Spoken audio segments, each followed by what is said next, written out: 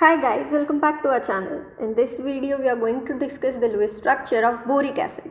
It has a chemical formula of BO3H3, and to determine its Lewis structure, we will first count the total number of valence electrons. We have one boron atom having 3 valence electrons, 3 oxygen atom that has 6 valence electrons, and 3 hydrogen atom having 1 valence electron, and that gives us a total of 24.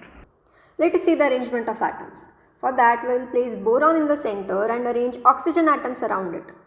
Now, boric acid is an oxyacid of boron, and whenever we see hydrogen connected to any oxygen ion, it will be connected to oxygen atom. So let us go ahead and do that. After that, we will place electron pair in between each atom for bond formation. As you can see, hydrogen and boron has completed its outer shell, and each oxygen atom needs 2 electron pairs for completion of octet. So let us go ahead and assign 4 electrons to each oxygen atom.